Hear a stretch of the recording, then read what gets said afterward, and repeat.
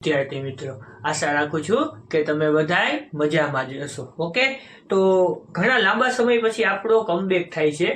કેમ કે થોડાક ટાઈમ માટે આપણો સેટબેક થઈ ગયો હતો, તો આપણે પાછા માર્કેટમાં આવશું ને કમબેક કરશું ને આપણે જ્યાંથી મૂક્યું હતું ત્યાંથી આપણે આ લેક્ચરની શરૂઆત કરશું. ઓકે, તો લાસ્ટમાં આપણે જનરલ ઓર્ગેનિક કેમિસ્ટ્રી એટલે કાર્બનિક રસાયણ વિજ્ઞાન અને તેના પાયાના સિદ્ધાંતો એ ચેપ્ટરની શરૂઆત કરેલી હતી. બરોબર, જનરલ ઓર્ગેનિક કેમિસ્ટ્રી એટલે કાર્બનિક રસાયણ વિજ્ઞાન અને તેના પાયાના સિદ્ધાંતો.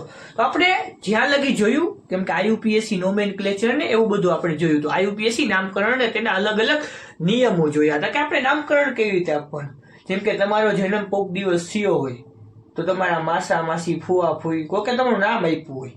એવી જ રીતે આયુપીએસસી માટે નોમેનક્લેચર માટે અલગ અલગ કમ્પાઉન્ડ માટે આયુપીએસસી જે એક સંસ્થા છે તેમણે નોમેનક્લેચર આપ્યું હતું. તે આપણે આખું એક એના નિયમો સહિત ભણ્યું કે ભાઈ આ ફલાણો માણસ છે, આનું શું નામ હોઈ શકે, એ આપણે આયુપીએસસી ના નિયમો ઉપરથી તારવી શકીએ. ઓકે, તો આપણે આગળ વધીએ. સમઘટકતા. આજનો આપણો ટોપિક છે સમઘટકતા, આઇસોમેરિઝમ, જેને ઇંગ્લિશમાં કહેવામાં આવે. ઇંગ્લિશના શબ્દો યાદ રાખજો મારા મિત્રો, જે મારા જેવા ગુજરાતી માધ્યમમાંથી આવે છે તેમણે આ અંગ્રેજીના શબ્દો ખાસ કરીને બહુ જ ધ્યાનમાં રાખવા પડે, કેમ કે આગળ તમને ફાયદો કરશે. ઓકે, તો સૌપ્રથમ આપણે સમઘટકતાની ડેફિનેશન જોશું, વ્યાખ્યા જોશું કે વ્યાખ્યા શું છે. કે બે કે તેથી વધુ સંયોજનોના આણવીય સૂત્ર સમાન હોય પરંતુ તેમના ગુણધર્મો જુદા જુદા હોય તો આ ઘટનાને સમઘટકતા કહે છે. કેને સમઘટકતા કહે છે? કે બે કે તેથી વધુ સંયોજનો કે જેના આણવીય સૂત્ર, ફોકસ કરજો શબ્દો ઉપર. આપણે કીધું છે આણવીય સૂત્ર જેને કહેવાય મોલેક્યુલર ફોર્મ્યુલા. મોલેક્યુલર ફોર્મ્યુલા જેને આપણે આણવીય સૂત્ર તરીકે ઓળખવામાં આવે, જે સમાન હોય પરંતુ તેમના ગુણધર્મો જુદા હોય તો આ ઘટનાને સમઘટકતા કહે છે. તો બે વસ્તુ આપણે શું કર્યું? આણવીય સૂત્ર સમાન, આણવીય સૂત્ર સમાન પરંતુ ગુણધર્મ જુદા. આણવીય સૂત્ર સમાન પણ તેના ગુણધર્મ જુદા, તો એને આપણે સમઘટકતા કહી. તો હવે તમે થોડુંક બેઝિક તમારા મગજ ઉપર આવ્યું કે ભાઈ આણવીય સૂત્ર એટલે મોલેક્યુલર ફોર્મ્યુલા હોય જે તમે અલગ અલગ કમ્પાઉન્ડના તમે જોતા હોય કે આ C6H6 એટલે બેન્ઝીન, આ ફલાણું C6H12O6 એટલે ગ્લુકોઝ, ફ્રુક્ટોઝ ને ETC, મતલબ તમે એ બધી વસ્તુ જાણતા હોય. બરોબર છે? CH3CH2OH એટલે ઇથેનોલ ને એવું બધું. બરોબર, તો એ બધા આણવીય સૂત્રમાં આવે. તો વસ્તુ શું થાય કે બે કમ્પાઉન્ડ છે, બે સંયોજનો છે, તેના આણવીય સૂત્ર સમાન હોઈ શકે પણ તેના ગુણધર્મો અલગ હોય. તો એ તમે આ વસ્તુ ઉપરથી સમજ્યા. પણ હવે તમને બેઝિક આઈડિયા આવી ગયો, પણ હવે એક તમને એક્ઝામ્પલ આપીશ ને તો તમને સાવ ક્લિયર વસ્તુ થઈ જશે કે એ શું હોય. તો એક્ઝામ્પલ આનું હું શું આપીશ? ઉદાહરણ. ઓકે, એટલે એક્ઝામ્પલ શું આપીશ કે ભાઈ C6H12O6 આને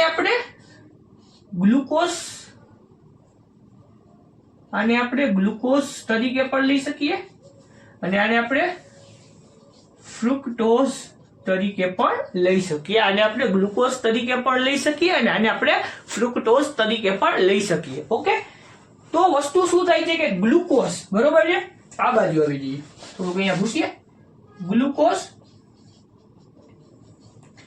અને ફ્રુક્ટોઝ. હવે બંનેના શું છે? મોલેક્યુલર ફોર્મ્યુલા એટલે આણવીય સૂત્ર C6H12O6. બંનેના આણવીય સૂત્ર સમાન છે. આપણે વ્યાખ્યા એ જ કહે છે કે ભાઈ આણવીય સૂત્ર સમાન હોય પણ તેના ગુણધર્મો જુદા જુદા હોય. તો હવે ગ્લુકોઝ ને ફ્રુક્ટોઝ બંનેના આણવીય સૂત્ર શું છે? સમાન છે. હવે ગુણધર્મો કઈ રીતે અલગ છે તમને ખબર છે. ગ્લુકોઝ છે એ જનરલી આપણને ક્યાં જોવા મળે ને ક્યાં હેલ્પફુલ થાય. તો ગ્લુકોઝ એ એક ટાઈપની ખાંડ હોય, સુગર હોય, જે આપણે એડેડ સુગર તરીકે લે. તમારા ઘરે જે ખાંડ હોય તે ગ્લુકોઝ હોઈ શકે. પછી ઘણા લોકો બ્લડમાં ગ્લુકોઝ ચડાવે, ગ્લુકોઝના બાટલા તમે સાંભળ્યા હશે, એ ગ્લુકોઝ હોય. ઓકે, અને ફ્રુક્ટોઝ શું હોય? ફ્રુક્ટોઝ છે ને એ તમને જનરલી ફ્રૂટ્સમાં મળવામાં આવે. જેમ કે અલગ અલગ ટાઈપના ફ્રૂટ્સ હોય જે આપણે ઘણીવાર ખાઈએ તો આપણને શું લાગે કે ભાઈ એ મીઠા લાગે છે, ફળ મીઠા લાગે. ફળ શા માટે મીઠા લાગે? કેમ કે તેમાં ફ્રુક્ટોઝ એઝ અ સુગર તરીકે પ્રેઝન્ટ હોય, જે નેચરલ સુગર હોય, એડેડ સુગર ન હોય. ફ્રૂટ્સમાં કોઈ દી નેચરલ સુગર ન હોય. ફ્રૂટ્સ માં ઓલવેઝ નેચરલ સુગર હોય, કોઈ દી એડેડ સુગર ન હોય. ઓકે, તો ફ્રુક્ટોઝ છે અને ગ્લુકોઝ છે, બેના ગુણધર્મો કેમ બદલા કે ગ્લુકોઝ છે એ જનરલી બ્લડમાં જોવા મળે અને ખાંડ તરીકે એ વર્તે, આપણે ખાંડ તરીકે એનો યુઝ કરીએ, અને ફ્રુક્ટોઝ છે એ ઓનલી ફ્રૂટ્સમાં જોવા મળે, જે તમે નેચરલ સુગર તરીકે લ્યો. તો બે વસ્તુ શું છે કે ભાઈ બેના મોલેક્યુલર ફોર્મ્યુલા એટલે આણવીય સૂત્ર સમાન છે, બંનેના ગુણધર્મો કેવા અલગ અલગ છે. એક બ્લડમાં ચડાવવામાં આવે, બ્લડમાં જોવામાં મળે, ખાંડ તરીકે યુઝ થાય, ને એક છે ફ્રૂટમાં હોય જે આપણે કન્ઝ્યુમ કરીએ. ઓકે, આગળ વધીએ. સમઘટકતા બે પ્રકારની હોય. કેવા પ્રકારની હોય? બે પ્રકારની. બંધારણીય સમઘટકતા અને અવકાશીય સમઘટકતા. બંધારણીય સમઘટકતા અને અવકાશીય સમઘટકતા. બંધારણીય સમઘટકતાના 4 પેટા પ્રકાર પડશે. કેટલા 4 પેટા પ્રકાર? શૃંખલા, સ્થાન, ક્રિયાશીલ, મેટામેરિઝમ. શૃંખલા, સ્થાન, ક્રિયાશીલ સમૂહ ને મેટામેરિઝમ. ને અવકાશીયની 2 પડશે, ભૌમિતિક અને પ્રકાશીય. બરોબર. તો આજના લેક્ચરમાં આપણે બંધારણીય સમઘટકતા અને તેના 4 પ્રકાર જોશું. ઓકે, તો ચાલો આપણે આગળ વધીએ. સૌપ્રથમ આપણે બંધારણીય સમઘટકો જોવાના છે. તો જેવી સમઘટકતાની વ્યાખ્યા હોય ને એવી જ બંધારણીય સમઘટકતાની વ્યાખ્યા હોય. શું હોય કે ભાઈ જો 2 કે તેથી વધુ સંયોજનો હોય તેના આણવીય સૂત્ર એટલે મોલેક્યુલર ફોર્મ્યુલા સમાન રહેશે, પણ તેની ગોઠવણી જુદી જુદી હશે, એટલે તેના ગુણધર્મો જુદા જુદા હશે. એ જ બંધારણીય સમઘટકતાની વ્યાખ્યા થશે. હવે સૌપ્રથમ એનો પ્રકાર છે શૃંખલા સમઘટકતા, જેને ચેન આઇસોમેરિઝમ ઇંગ્લિશમાં કહેવામાં આવે. ઓકે, તો એની ડેફિનેશન, એની આપણે વ્યાખ્યા જોશું કે શું હશે કે જો 2 કે તેથી વધુ સંયોજનોના આણવીય સૂત્ર સમાન હોય, તો પાછા આમાં શું કીધું? મોલેક્યુલર ફોર્મ્યુલા એટલે આણવીય સૂત્ર સમાન હોય પણ તેની કાર્બન શૃંખલાનું માળખું જુદું જુદું હોય તો તે સંયોજનોને શૃંખલા સમઘટકો કહેવાય છે, અને આ ઘટનાને શૃંખલા સમઘટકતા કહે છે. શું કીધું કે ભાઈ 2 કે તેથી વધુ સંયોજનો છે, પાછા તેના શું છે? મોલેક્યુલર ફોર્મ્યુલા સેમ, પણ શું નથી? તેનું કાર્બન શૃંખલાનું માળખું અલગ છે. કાર્બન સ્કેલેટન શૃંખલાનું માળખું અલગ છે. હવે આપણે એક એક્ઝામ્પલ થી સમજશું તો તમને સહેલું પડશે કે આ શું કહેવા માંગે છે. શૃંખલા સમઘટકતાની ડેફિનેશન, વ્યાખ્યા તમને શું કહેવા માંગે છે કે શું વસ્તુ હોવી જોઈએ કે શું ન હોવી જોઈએ. તો એક ઉદાહરણ આપણે લીધું C5H12. C5H12 એટલે કાર્બનના 5 અને હાઇડ્રોજનના 12 મોલેક્યુલ. ઓકે, તો સૌપ્રથમ આપણે જોશું એક સ્ટ્રક્ચર કે આમાં આપણે જે શૃંખલા લીધી CH3 CH2 CH2 CH2 CH3, તો આમાં 1 2 3 4 5 5 કાર્બન થઈ ગયા. 3 4 ને 5 6 7 8 9 10 11 12 એટલા H12 થયું. રેડી? અહીંયા જો 1 2 3 4 5 5 કાર્બન, 3 4 5 6 7 8 9 10 11 12 H12. એવી જ રીતે આમાં જોઈ લો C5H12. તો આ વસ્તુ શું કહે છે શૃંખલા સમઘટકતા? કે ભાઈ કોઈ પણ મોલેક્યુલ હશે, બરોબર, કે કોઈ પણ સંયોજનો હશે, એના આણવીય સૂત્ર સમાન હશે પણ તેને લખવાની, એને કાર્બન શૃંખલાની માળખું અલગ અલગ રહેશે. C5H12 ને તમે આ રીતે પણ લખી શકો, આ રીતે લખી શકો, પણ આ રીતે લખી શકો. વસ્તુ આમાં શું થશે કે તે કમ્પાઉન્ડ આખો બદલાઈ જશે. તે આખો કમ્પાઉન્ડ બદલાઈ જશે, કેમ કે આ નિયોપેન્ટેન થઈ જશે. બરોબર, તો આ કઈક અલગ કમ્પાઉન્ડ, આ પેન્ટેન થઈ જશે, તો આ નિયોપેન્ટેન થઈ જશે.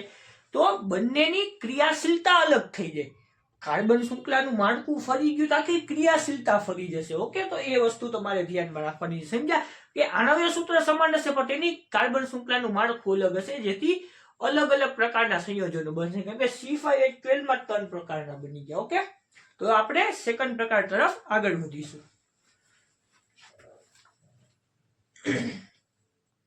બીજો પ્રકાર છે સ્થાન સમઘટકતા, જેને આપણે ઇંગ્લિશમાં કહીએ પોઝિશન આઇસોમેરિઝમ. ઓકે, તો હવે પોઝિશન આઇસોમેરિઝમ શું હોય? તો તમને નોર્મલ વસ્તુ તો બધી ખબર પડી ગઈ હોય કે જેટલા પણ સમઘટકો આવશે ને તેના આણવીય સૂત્ર હશે ને સંયોજનોને સમાન હશે. અલગ અલગ શું વસ્તુ હશે? કંઈક અલગ અલગ બીજી વસ્તુ હશે. જેમ કે તમે સમઘટકતાની વ્યાખ્યા જોઈ, મોલેક્યુલર ફોર્મ્યુલા, આણવીય સૂત્ર સમાન હોય છે. આણવીય સૂત્ર બધામાં સમાન જ રહેશે. તમે એના પેટા પ્રકારમાં જોશો, આણવીય સૂત્ર બધામાં સમાન રહેશે. હવે અલગ શું થશે એ જ જોવાનું છે. તો સૌપ્રથમ આપણે ચેન આઇસોમેરિઝમ જોયું. ચેન આઇસોમેરિઝમ જોયું બરોબર છે, શૃંખલા સમઘટકતા. તો શૃંખલા સમઘટકતા શું કીધું હતું કે ભાઈ આણ્વીય સૂત્ર સમાન હોય પણ કાર્બન શૃંખલાનું માળખું અલગ હોય. હવે કાર્બન શૃંખલાનું માળખું અલગ થઈ ગયું તો ભાઈ જે પેન્ટેન છે એ નિયોપેન્ટેન જ છે પણ એના મોલેક્યુલર ફોર્મ્યુલા અલગ છે. ઓકે, તો સમજ્યા? એવી જ રીતે આ જ વસ્તુ છે સ્થાન સમઘટકતા. આમાંય શું થશે, એક મોલેક્યુલર ફોર્મ્યુલા આપણો છે એટલે આણ્વીય સૂત્ર આમાંય સમાન છે. સમાન છે આમાંય આણ્વીય સૂત્ર.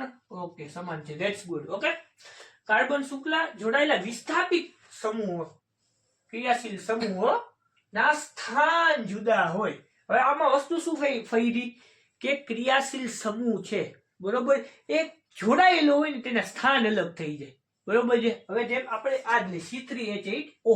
હવે આને આપણે આ બે રીતે ગોઠવી શકીએ, એક CH3 CH2 CH2OH, એક OH અહીંયા આવી ગયો અને બીજી રીતે CH3 CH3OH. ઓકે, હવે આનું આપણે જોશું 1 2 3 C3 3 4 5 6 7 ને 8 કેટલા H8O. ઓકે, એવી જ રીતે 3 4 5 6 7 8 C3H8O.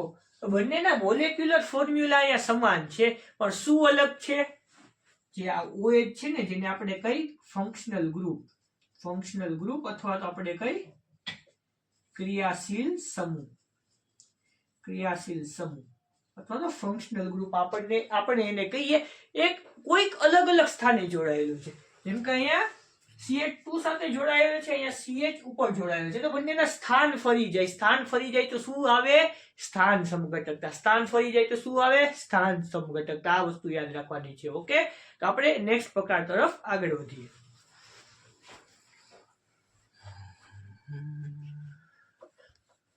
ફટોફટ આગળ વધીએ. તે છે આપણો ક્રિયાશીલ સમૂહ સમઘટકતા, જેને કઈ ફંક્શનલ ગ્રુપ આઇસોમેરિઝમ. શું કહેવાય, ફંક્શનલ ગ્રુપ આઇસોમેરિઝમ. હવે પાછી વ્યાખ્યા, તમને એક કોમન વસ્તુ ખબર છે. શું કોમન વસ્તુ ખબર છે કે ભાઈ કોઈ પણ વ્યાખ્યા આવશે ને સમઘટકતાની, એમાં આણ્વીય સૂત્ર સમાન હશે, એટલે મોલેક્યુલર ફોર્મ્યુલા બધામાં સમાન હશે. કાંઈક બીજી વસ્તુ એટલે કાંઈક અંદરના ગુણધર્મો બદલતા હશે, એ જ વસ્તુ આપણે જોવાની છે. સૌ પ્રથમ આપણે જોઈ શૃંખલા સમઘટકતા. એમાં શું હતું, કાર્બનનું માળખું અલગ હતું બરોબર છે. બીજું આવ્યું સ્થાન, ક્રિયાશીલ સમૂહનું સ્થાન અલગ હતું. હવે તો ક્રિયાશીલ સમૂહ સમઘટકતા આવી ગઈ. તો હવે આમાં શું હશે કંઈક નવીન, તો ઈ જ જોવાનું છે. જો બે કે તેથી વધુ સંયોજન આણ્વીય સૂત્રો શું છે પાછા સમાન કરી દીધા, બધામાં સમાન રહેશે, ક્યાંય ફરશે નહીં. ઓકે, સમૂહો જુદા જુદા હોય. શું સમૂહ હોય, ક્રિયાશીલ સમૂહ જુદા જુદા હોય. હવે બે વસ્તુ ફોકસ કરવાની છે, એક છે સ્થાન સમઘટકતા જે આપણે આગળ ભણીને, એક આ છે ક્રિયાશીલ સમૂહ સમઘટકતા. બેમાં મિસઅન્ડરસ્ટેન્ડિંગ ન થવી જોઈએ. શું ન થવી જોઈએ કે ભાઈ સ્થાન સમઘટકતા છે ને એમાં ક્રિયાશીલ સમૂહ ના સ્થાન અલગ હોય. ક્રિયાશીલ સમૂહ હોય સેમ, જેમ આપણે જોયું હતું OH, આપણે એક્ઝામ્પલ જોયું હતું એમાં હતો OH હતો એક લાસ્ટમાં જોડાયેલો હતો ચેનની, કાર્બન ચેનની, અને એક સેકન્ડ કાર્બન ઉપર જોડાયેલો હતો, તો બંનેના સ્થાન અલગ હતા. હવે ક્રિયાશીલ સમઘટકતામાં વસ્તુ શું થાય છે કે ભાઈ આખો ક્રિયાશીલ સમૂહ જ બદલી જશે. કઈ રીતે, આપણે એક્ઝામ્પલ જોઈએ, સાદી રીતે તમને સમજાશે, એમને તો તમે સમજવાના છો નહીં. ઓકે, C3H6O મોલેક્યુલર ફોર્મ્યુલા બંને કમ્પાઉન્ડ માટે સેમ રહેશે, આણ્વીય સૂત્ર સેમ રહેશે. આ બે એકબીજાના સમઘટકો છે, આઇસોમેરિઝમ છે. હવે આમાં શું કે ક્રિયાશીલ સમૂહ અલગ. આ કયો ક્રિયાશીલ સમૂહ કહેવાય, બોલો, યાદ આવ્યું, કીટોન. યાદ આવી ગયું, કીટોન. આને કયું કહેવાય, આલ્ડીહાઇડ. બહુ જલ્દી ભૂલી જાવ છો યાર તમે, કેમ આવું થશે, આલ્ડીહાઇડ કહેવાય. This is called as ketone and this is called as aldehyde. Okay, aldehyde. જો બે કે તેથી વધુ સંયોજનોના આણ્વીય સૂત્ર સમાન હોય પણ તેમાં રહેલા ક્રિયાશીલ સમૂહો જુદા જુદા હોય તો તેને ક્રિયાશીલ સમૂહ સમઘટકો કહેવાય. આમાં કાકા ક્રિયાશીલ સમૂહ ફરી જશે ભાઈ. આમાં શું થયું, 1 2 3 કાર્બન 6 હાઇડ્રોજન 1 ઓક્સિજન. આમાં 3 કાર્બન 6 હાઇડ્રોજન 1 ઓક્સિજન. ફર્યું શું, આ ભાઈ કીટોન. આમાં કીટોન આવ્યું ને આમાં આલ્ડીહાઇડ આવ્યું. બંનેના મોલેક્યુલર ફોર્મ્યુલા સેમ છે, પણ ક્રિયાશીલ સમૂહો બદલી ગયા. ક્રિયાશીલ સમૂહો બદલી ગયા તો આખું સ્ટ્રક્ચર બદલી ગયું ભાઈ. આ બેનું નામકરણ કરશો, આ બે અલગ અલગ કમ્પાઉન્ડ નીકળશે, પણ થયા એકબીજાના સમઘટકો. તો આ વસ્તુ તમારે માઇન્ડમાં રાખવાની છે. ઓકે, તો આપણે નેક્સ્ટ પ્રકાર તરફ આગળ વધીએ. ચાલો વિદ્યાર્થી મિત્રો, આપણે આગળ વધીએ. આપણો ચોથો અને આજનો છેલ્લો ટાઈપ મેટામેરિઝમ. તો આમાં શું છે? ક્રિયાશીલ સમૂહને જોડાયેલી જુદી જુદી આલ્કાઇલ શૃંખલાને કારણે મેટામેરિઝમ ઉત્પન્ન થાય છે. મેટામેરિઝમ શેના કારણે ઉત્પન્ન થાય છે એ જ આપણે જોવાનું છે. જુદી જુદી આલ્કાઇલ શૃંખલાના કારણે. કેના કારણે? જુદી જુદી આલ્કાઇલ શૃંખલાના કારણે. હવે વસ્તુ શું થશે? સમઘટકતાની આપણે વ્યાખ્યા જોઈ. શું જોઈ? એક જ વસ્તુ છે. શું એક વસ્તુ છે કે કોમનલી એ જ થશે. શું થશે કે આપણે મોલેક્યુલર ફોર્મ્યુલા સેમ રહેશે, બધાયમાં સેમ રહેશે. આમાંય મોલેક્યુલર ફોર્મ્યુલા સેમ રહેશે કે C4H10O. તો આ બંને C4H10O બંને કન્ટેન કરે છે. આ મિથોક્સીપ્રોપેન છે અને આ ઇથોક્સીપ્રોપેન છે. આમાં ચેન્જ વસ્તુ શું થયું કે જે આલ્કાઇલ સમૂહો જોડાયેલા છે બંને બાજુ ઓક્સિજનની, બંને બાજુ આ કઈક સમૂહો જોડાયેલા છે, આલ્કાઇલ સમૂહોની શૃંખલા એ અલગ થશે, જેના કારણે મેટામેરિઝમ એટલે મધ્યવ્યયતા ઉત્પન્ન થશે. શું થશે આમાં? અલગ વસ્તુ કે ઓક્સિજનની બાજુમાં જે બંને અલગ અલગ ગ્રુપો જોડાયેલા છે તે મધ્યવ્યયતા કઈક ઉત્પન્ન કરશે. ઓકે, તો હવે આપણે 4 પ્રકાર જોયા. શું 4 પ્રકાર? એક સ્થાન. તો સ્થાનમાં શું જોયું કે ભાઈ કાર્બન શૃંખલાનું માળખું અલગ હોય. બધાયમાં શું સેમ રહેશે? આણ્વીય સૂત્ર. બીજું પેલું શૃંખલા જોયું તું ભાઈ, કેમ મને ભૂલાઈ જાય છે, તમને ભૂલાઈ જાય છે. બીજી સ્થાન હતી. રેડી? સ્થાનમાં શું અલગ હોય? ક્રિયાશીલ સમૂહની ગોઠવણી. સમૂહની ગોઠવણી જુદી હોય. થર્ડ શું હતું આપણું? ક્રિયાશીલ સમૂહ સમઘટકતા હતી ને. એમાં શું હોય કે આખું ક્રિયાશીલ સમૂહ જ આખું ક્રિયાશીલ સમૂહ બદલી જાય. ઓકે, અને ચોથી વસ્તુ શું હતી? મેટામેરિઝમ. મેટામેરિઝમમાં શું થાય કે ક્રિયાશીલ સમૂહને જોડાયેલી જુદી જુદી આલ્કાઇલ શૃંખલાના કારણે, જુદી જુદી આલ્કાઇલ શૃંખલાને કારણે. કેના કારણે? જુદી જુદી આલ્કાઇલ શૃંખલા. આ બધી જુદી જુદી આલ્કાઇલ શૃંખલા તરીકે ઓળખવામાં આવે. ઓકે, તો તમે આ વસ્તુ ધ્યાનમાં રાખજો. સમઘટકતા શું છે એમાં સૌપ્રથમ આપણે પહેલો પ્રકાર જોયો કે બંધારણીય સમઘટકતા શું છે ને તેના 4 પ્રકાર જોયા. ઓકે, આજના માટે આટલું ઘણું. નેક્સ્ટ આપણે બીજી સમઘટકતા ઉપર આગળ વધીશું. Thank you. આખી ડેફિનેશન નહીં લખું, ટૂંકમાં વસ્તુ લખીશ કે તમારે શું મગજમાં ધ્યાન રાખવાનું છે. આમાં બે જ વસ્તુ મગજમાં રાખવાની છે કે આમાં છે ને પહેલી વસ્તુ આવશે સહ સંયોજક બંધના ક્રમ સમાન હોય.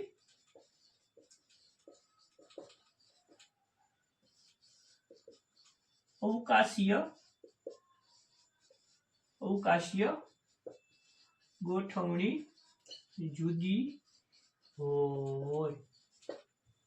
કે સહસંયોજક બંધ હોય ને, સહસંયોજક બંધ, બરોબર છે. સહસંયોજક બંધ કે કોઈ પણ બે મોલેક્યુલ છે, બરોબર છે, તેમના વચ્ચે સહસંયોજક બંધ હોય. કોઈ પણ મોલેક્યુલ બન્યો છે એ બંને સહસંયોજક બંધ વડે જોડાયેલા હોય. તો તે સહસંયોજક બંધ છે તેમના ક્રમ તો બરોબર હોય. આપણે એમાં શું થતા? બધાના ક્રમ જુદા થઈ જતા, અલગ અલગ જગ્યાએ અલગ અલગ ક્રિયાશીલ સમૂહ ગોઠવતા. તેથી એ બંધારણીય સમઘટકો એકબીજાના આઇસોમર બની જતા સામસામે. આમાં શું થશે કે સહસંયોજક બંધના ક્રમ તો સરખા જ રહેશે, એમાં કઈ ફેરફાર નહીં થાય. ફેરફાર થશે અહીંયા અવકાશીય ગોઠવણી એટલે 3D સ્ટ્રક્ચર. જનરલી અવકાશીય ગોઠવણી શું હોય? 3D structure. કે આપણે કોઈ પણ મોલેક્યુલને 3D માં જોશું, કોઈ પણ મોલેક્યુલને આપણે 3D માં જોશું, 3 ડાયમેન્શનમાં જોશું, તો એમાં શું જોવા મળશે? આપણે બે મોલેક્યુલ વચ્ચે કે ભાઈ તેમના સહસંયોજક બંધ સાથે તે જોડાયેલા છે, તેના ક્રમ બરોબર છે, પણ અવકાશમાં તેમની ગોઠવણી અલગ છે. અવકાશમાં તેમની ગોઠવણી અલગ હોય તો શું ડિફરન્સ આવે એ જ આપણે જોવાનું છે. ઓકે, હવે મેં તમને કીધું હતું કે અવકાશીય સમઘટકો હોય ને તેના પણ બે પ્રકાર પડે. એ કોઈ ભૌમિતિક સમઘટકો જેને ઇંગ્લિશમાં કહીએ geometrical isomer and then second હોય ભૌમિતિક પછી પ્રકાશીય હોય પ્રકાશીય સમઘટકો એટલે ઓપ્ટિકલ આઇસોમર્સ શું હોય ઓપ્ટિકલ આઇસોમર્સ હોય ભૌમિતિક સમઘટકો અને પ્રકાશીય સમઘટકો geometrical isomers and optical isomer okay તો હવે આપણે આ બે પ્રકાર જોવાના છે કે ભૌમિતિક સમઘટકો અને પ્રકાશીય સમઘટકો શું હોય બેઝિક વસ્તુ તમને ખબર પડી કે અવકાશીય સમઘટકો શું હોય કે બંને મોલેક્યુલ સરખા હશે પણ બંને મોલેક્યુલની કંઈક જુદા અવકાશમાં ગોઠવણી અલગ હશે ને અવકાશની ગોઠવણીના કારણે કંઈક ફેરફાર આવશે એ શું આવશે એ જ આપણે જોવાનું છે તો આપણે આગળ વધીએ વિદ્યાર્થી મિત્રો આપણે આગળ વધીએ ભૌમિતિક સમઘટકતા એટલે જીઓમેટ્રિકલ આઇસોમર્સ શું હોય તો હું તમને આમાં કઈ વ્યાખ્યા નહીં આપું ડાયરેક્ટ તમને એક્ઝામ્પલથી સમજાવીશ જેથી તમને તરત આઈડિયા આવી જાય કે ભૌમિતિક સમઘટકતા જનરલી હોય શું હવે વસ્તુ શું છે કે આપણે શું કીધું કે સહસંયોજક બંધ અને તેમાં જોડાયેલા અણુઓ બધા સમાન હશે પણ તેની કંઈક અવકાશમાં ગોઠવણી અલગ હશે તો તે અવકાશીય સમઘટકો થશે ઓકે ધેટ્સ ઓલ હવે મેં બે લીધા એક સિસ બ્યુટીન લીધું અને ટ્રાન્સ બ્યુટીન લીધું હવે તમે કહેશો સિસ અને ટ્રાન્સ એટલે શું તો સૌપ્રથમ એ જ હું તમને સમજાવી વોટ ઇઝ સિસ અને વોટ ઇઝ ટ્રાન્સ સિસ એટલે બે ગ્રુપ સામે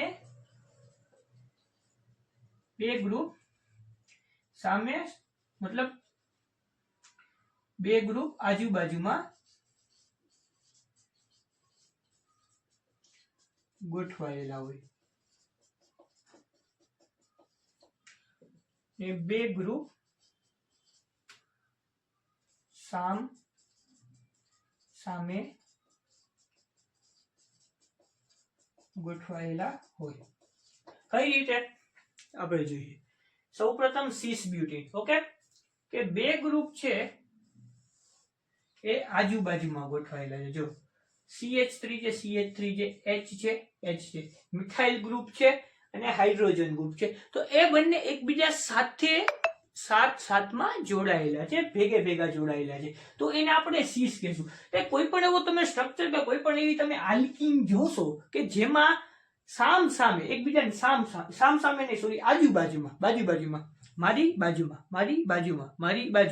મારી બાજુમાં કોક ઉભો છે હું મિથાઇલ મારી બાજુમાં બીજું મિથાઇલ લાગેલું છે મતલબ બીજા કાર્બન ઉપર તો બાજુમાં લાગેલા છે ને એટલે આમ બાજુમાં તો એ સિસ થશે એવા સ્ટ્રક્ચરને આપણે સિસ કહેશું અને સામે લાગેલા હશે ને સામે જો આ શું થયું એકબીજાના વિરોધી સામે હું કેમ તું મારો વિરોધી હું તારો વિરોધી એવી રીતે જે સામે લાગેલા હશે ને તો એને આપણે ટ્રાન્સબ્યુટીન કહેશું ઓકે સિસ અને ટ્રાન્સ તો ભૌમિતિક સમઘટકતા એ જ કહે છે ભૌમિતિક સમઘટકતા શું કહે છે કે ભાઈ આની અવકાશીય ગોઠવણીમાં ફેરફાર થઈ જાય આપણે એ જ જોયું હતું ને આ બે એકબીજાના શું છે આ બે એકબીજાના થઈ જશે આઇસોમર્સ આ એકબીજાના આઇસોમર્સ થઈ ગયા હવે આઇસોમર્સ થઈ ગયા એના ઉપરથી ખબર શું પડી આ CH3 અને આ CH3 બરોબર આના કારણે આ સિસ બ્યુટીન બની ગયો આ ટ્રાન્સ બની ગયો બંને મોલેક્યુલ સમાન જ છે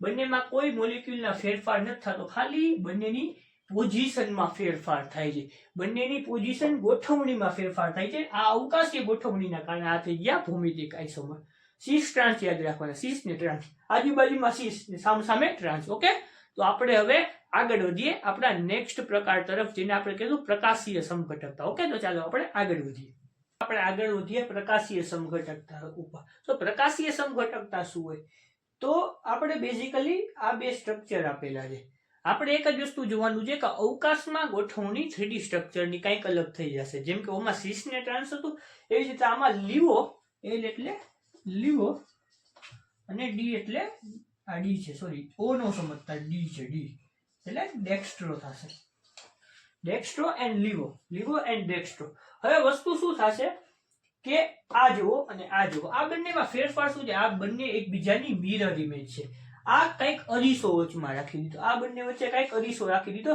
તો વસ્તુ શું થાય, તમે મિરરમાં જોવો, મિરરમાં જુઓ તો તમને ઓપોઝિટ વસ્તુ છે. હું ઊભો છું તો મારી સામે હું દેખાઈશ પણ ઓપોઝિટ ડિરેક્શનમાં દેખાઈશ. મિરરમાં એટલો ફેરફાર થાય.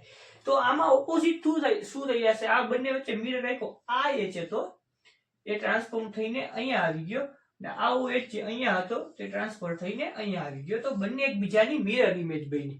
મિરર ઇમેજના કારણે શું થયું, અવકાશીય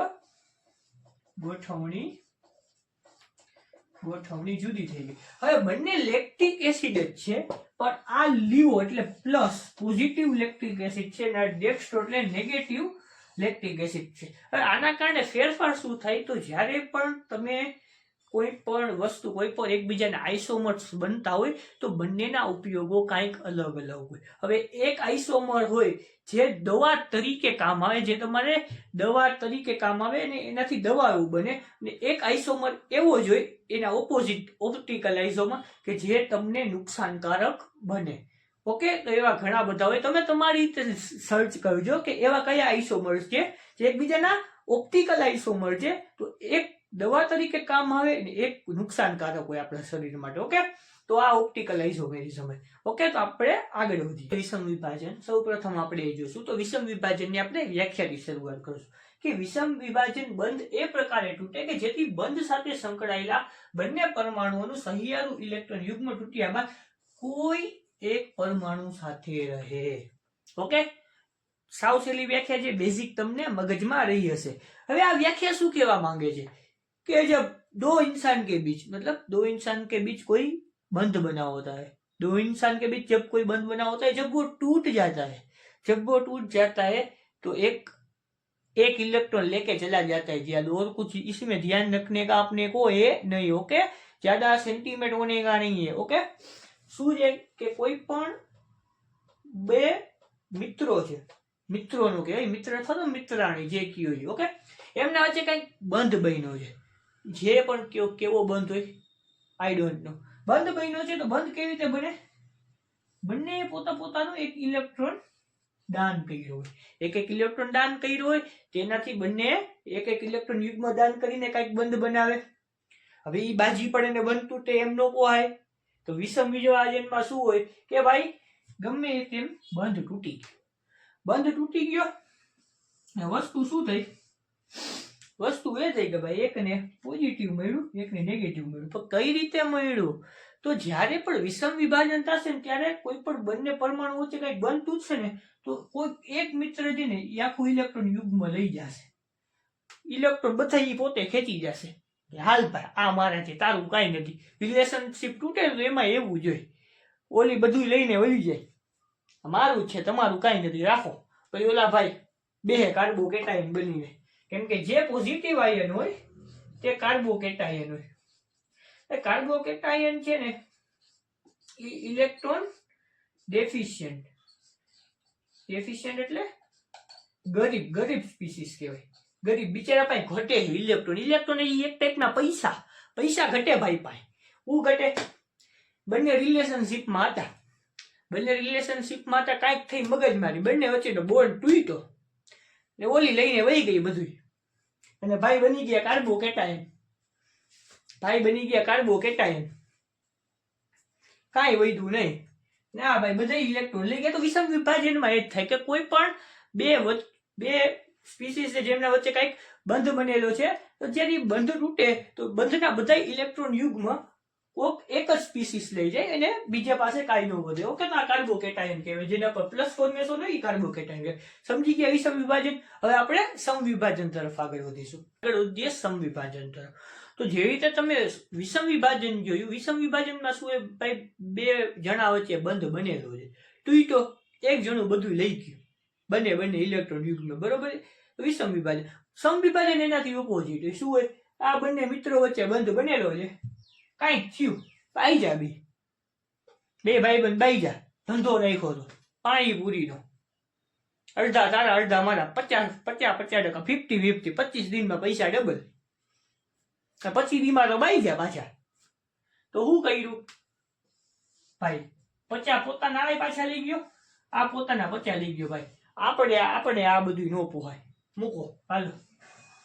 એટલે બંને મુક્ત મૂલકો થઈ ગયા, પોતાના ફ્રી રેડિકલ થઈ ગયા, ભાગી ગયા. આવી નુકસાની કોણ જેવે?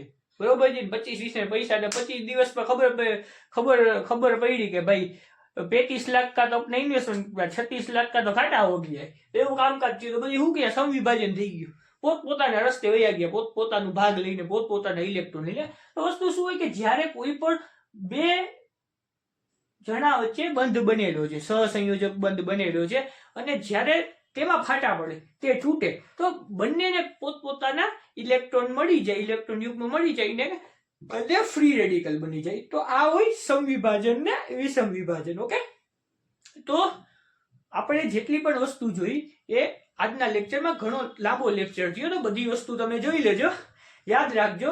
નેક્સ્ટ લેક્ચરમાં આપણે આગળ વધીશું ને કોઈ પણ પ્રકારની તમને ક્વેરી હોય, ક્વેશ્ચન હોય પૂછવાનો તો કમેન્ટ બોક્સમાં કમેન્ટ કરજો. ઓકે, આજના માટે આટલું ઘણું. Thank you.